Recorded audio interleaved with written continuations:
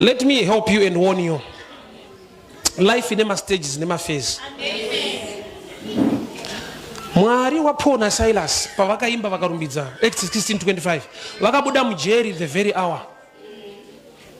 Mwari wa Joseph, Bible rangu rinoti, for 2 years Joseph was in prison and the Lord was with him.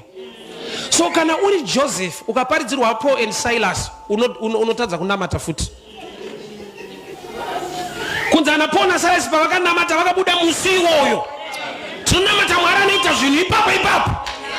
Yet Bible writes Joseph for 2 years in prison. The Lord was with Joseph. Lord akanditiza kune moto.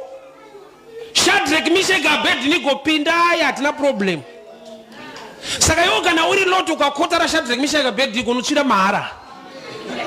Iwo Mwari chavari kutitiza moto ruda kunaya woti kudenga kuna Mwari. Shadrach na Meshach, Abednego mama mavhesa unokota asakwe. Andikukuudza.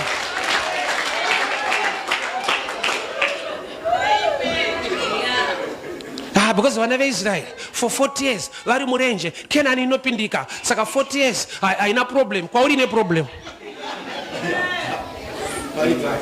uroza watu ndorama kusvika rini kwa ukararama 45 years oro wa 40 uchizvita mwana weIsraeri iwewe manje.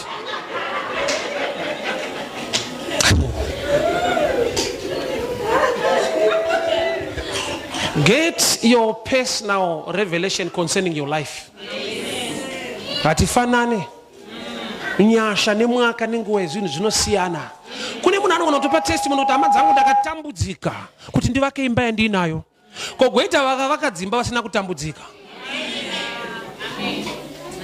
Ende vamwe vaunokopa vanoba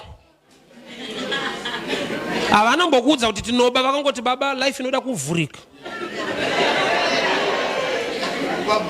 wava kumira semunhu so unofane pressure nevanhu.